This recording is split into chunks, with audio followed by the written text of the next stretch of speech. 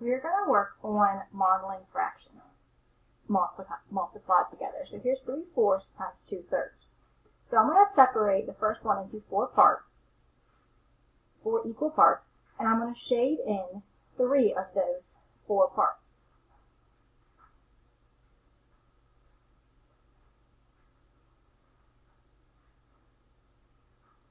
And now I'm going to divide the shape into thirds.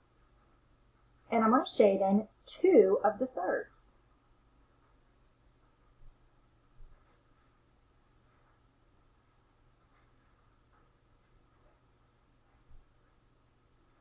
And so now where did the shading in overlap? Where did it come? Where do I have it shaded twice? In 6 different places. And then how many parts do I have in all? I have 12 parts in all, so 6/12. But I can reduce that. I can reduce 6/12 as well, and I can reduce it by dividing both by 6. So 6 divided by 6 is 1, and 12 divided by 6 is 2. So our answer is 1/2 is shaded.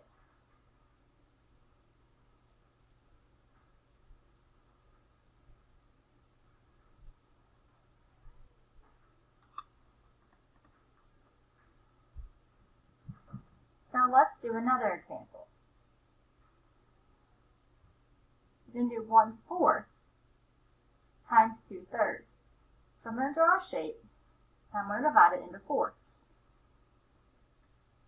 And I'm going to shade 1 section of the 4.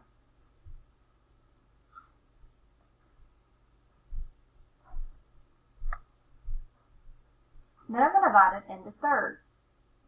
And I'm going to shade 2 of the thirds.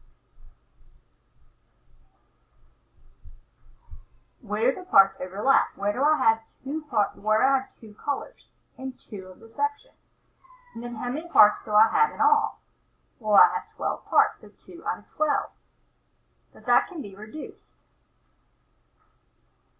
And I can reduce it by dividing both the denominator and the numerator by 2.